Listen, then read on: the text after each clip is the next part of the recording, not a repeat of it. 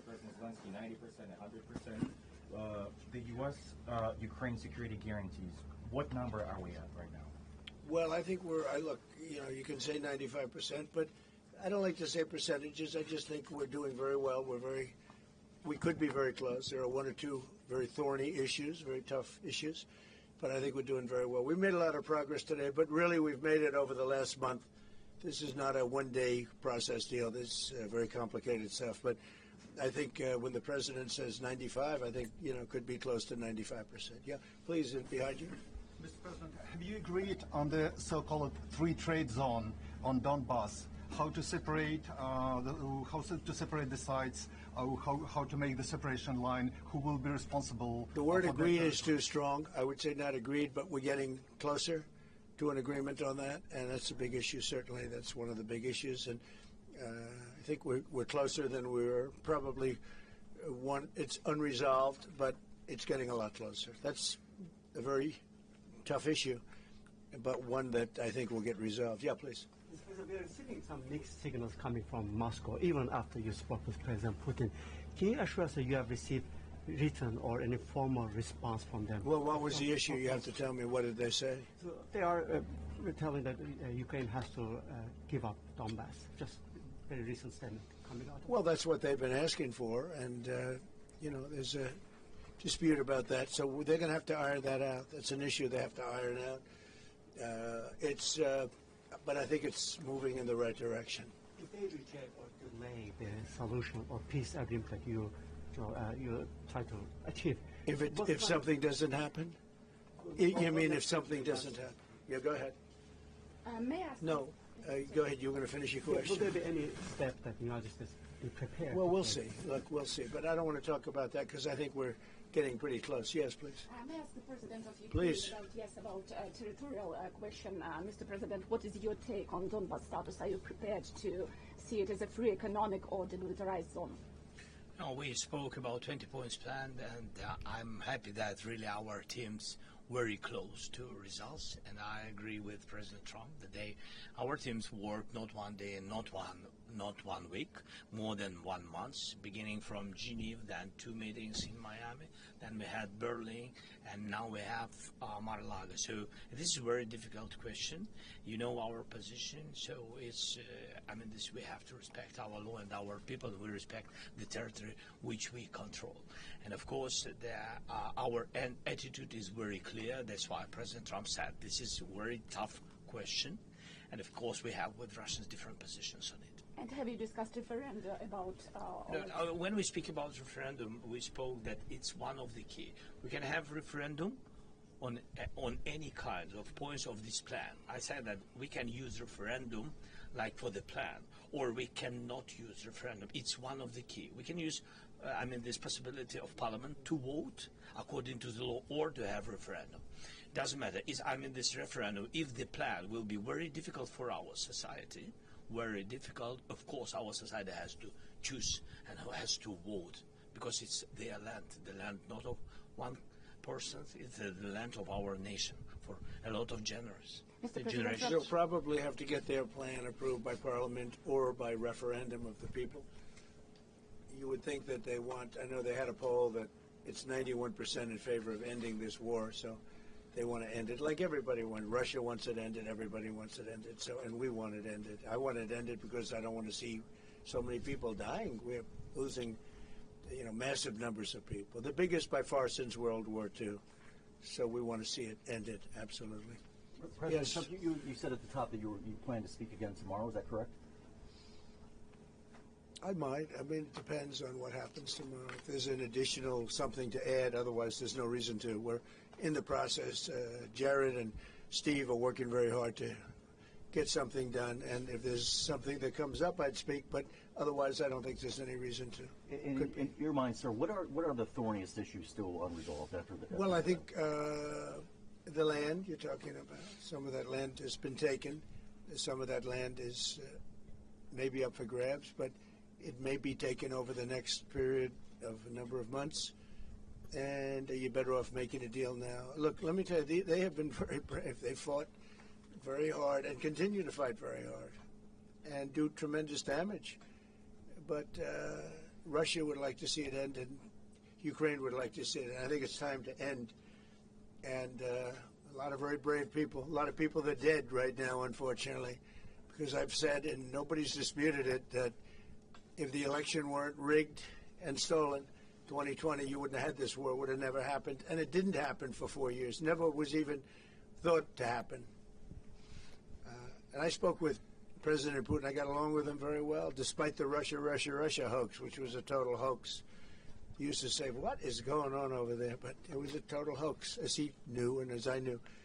But I spoke to him, and we'd talk about Ukraine. I've said it before. It was the apple of his eye, but he wasn't going to do anything about it. He didn't do anything about it until I was gone, and then a lot of really bad statements were made by people, by a lot of people, I guess, but by a certain president that we had who was a disaster. Mr. Yes. President, do you anticipate going to Ukraine if you can get to an agreement?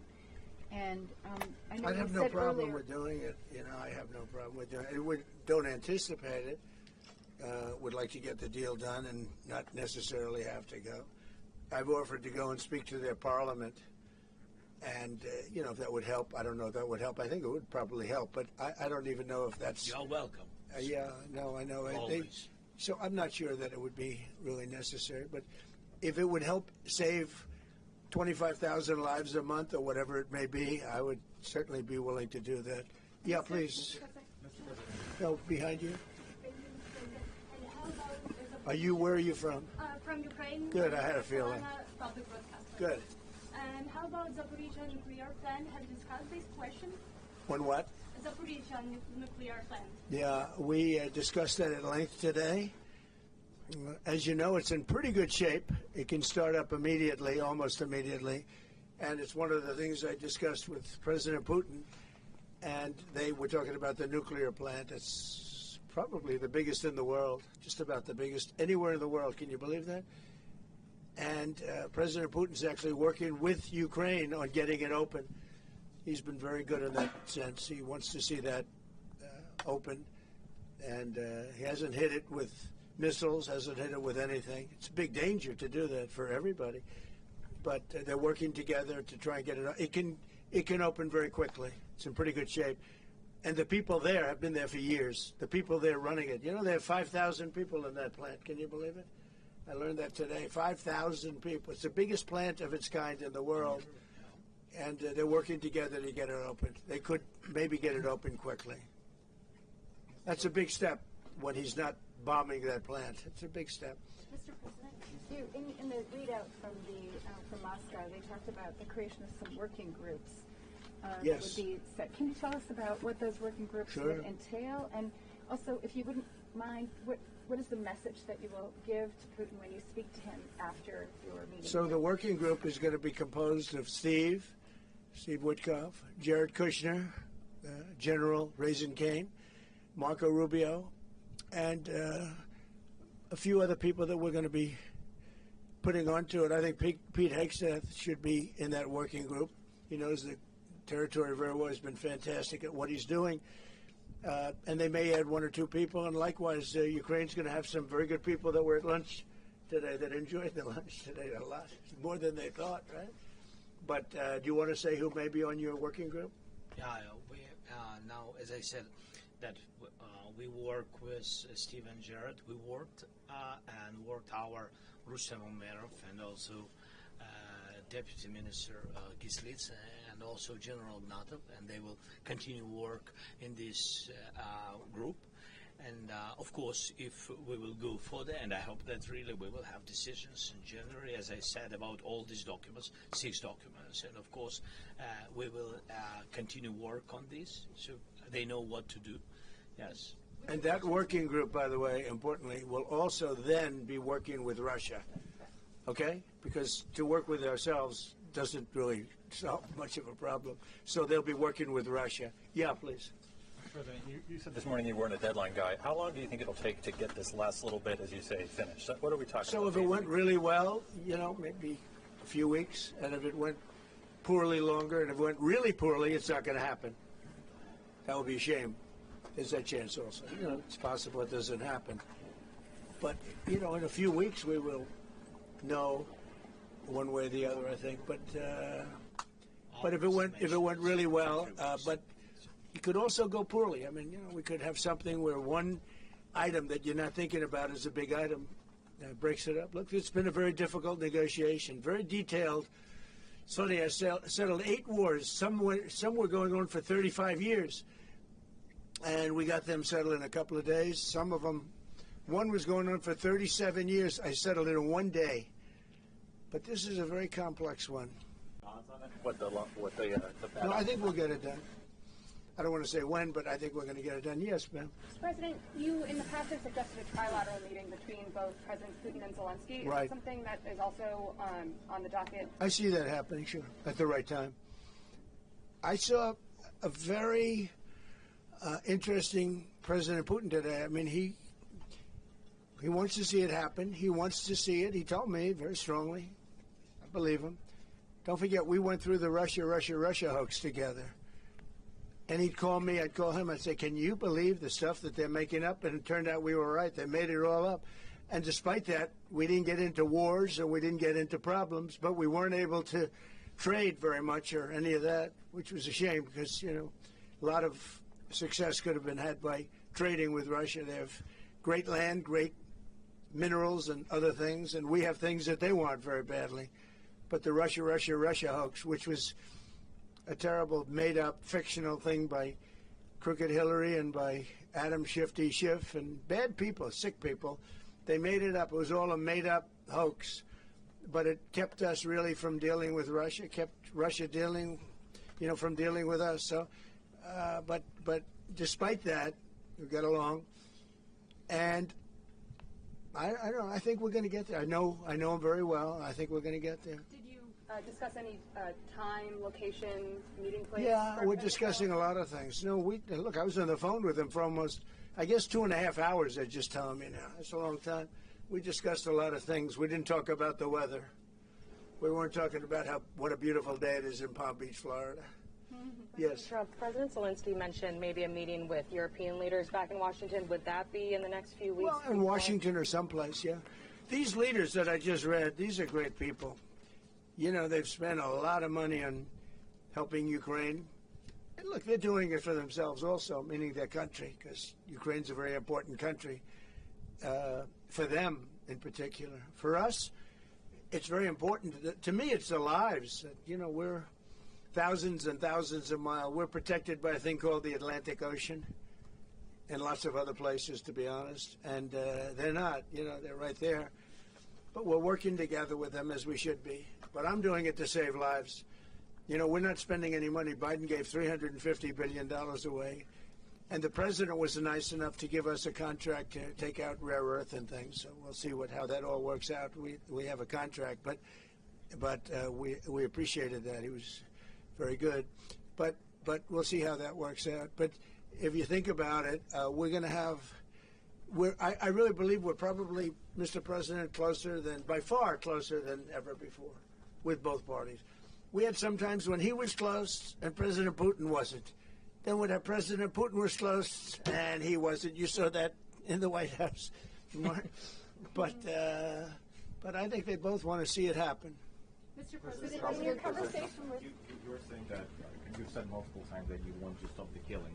And nearly 100 American citizens died in Ukraine on the battlefield. Yeah. What's your message to their families whose loved ones died fighting for you? Well, look, the message is so obvious. It's what a shame. They died in a foreign country. And some are celebrated people. They're very celebrated. But so sad that a thing like that would happen. Yes, ma'am. President Trump, obviously security is a major issue for the Ukrainians. Right. Did you offer any promises, any assurances today? Well, I did. We want to work with Europe, and Europe is going to take over a big part of it, as you can imagine. They're right there. But we're going to help Europe 100%, like they'd help us. Yes, ma'am. You were going to say something? Yeah, I was just going to ask, when your conversation... Who are you with? Andrea Shalal with Reuters. That's what I thought. Yeah. So in your conversation with President Putin, did you discuss what responsibility Russia will have for any kind of reconstruction of Ukraine post an agreement? I did. And they're going to be helping. Russia's going to be helping. Russia wants to see Ukraine succeed. It sounds a little strange, but I was explaining to the president, President Putin was very generous in his feeling toward Ukraine succeeding, including supplying energy, electricity, and other things at very low prices. So a lot of good things came out of that call today. But they were in the works for 2 weeks with Steve and with Jared and Marco and everybody. Did Russia agree, or did Putin agree to a ceasefire to allow a referendum to take Not a place? ceasefire, and that's one of the points that we're working on right now. No, not a ceasefire. He feels that, look, they're fighting and to stop, and then if they have to start again, which is a possibility, he doesn't want to be in that position. I understand that position. The president feels strongly about that or something, but I think we're finding ways that we can get around that. But I understand President Putin from that standpoint. You have to understand the other side. And, I'm on the side of peace. I'm on the side of stopping the war. So, but I think that's a problem that's going to get solved. Yeah. Would people who live outside of Ukrainians who fled during the war be allowed to participate in the referendum? What do you mean, people where live? The people that left. refugees So who the fled people to we have, Poland and Germany. if we speak about the people who are abroad, who are not on the territory of Ukraine, I mean, there's in Poland, in Germany, we have millions of people. Yeah, they have a referendum in the same of elections, in the same way how people come and vote. They have rights for this, and of course they have to come. That's why if we will come to referendum, yes, if we will come to such decision, people need infrastructure for this, and it's not simple. And that's why we spoke about it. It can't be in one day, very quickly. It's difficult because we need infrastructure. When you have millions of people, you have to build it in Europe, mostly in Europe for today. President Trump, I know you sound an optimistic note here, but what happens in a few weeks if things sputter? What are you prepared to do? They keep fighting, and they keep dying. No good. But if things don't happen, they keep fighting, and they keep dying. And we don't want that to happen. He doesn't want it to happen. President Putin doesn't want it to happen either. Okay? Thank you very much, everybody. Thank you. Appreciate it. Thank Great. you, sir. Thank you. Thank you, sir. And thanks for lunch. I don't know. Was it a good lunch? Yes, sir. There's no lunch. He walked in. He said, "This place is gorgeous." I don't think he wants to go to the White House anymore. That's the problem. I'm ready to go to the White House. I know. It is. The White House is a very special place, and so is this. I hope you enjoyed it. Thank you very much. Thank you, sir. Thank you, sir. Thank you. Thank you. Good question. Yes. Thank you. Thank you very much. Thank you very much. Thank you.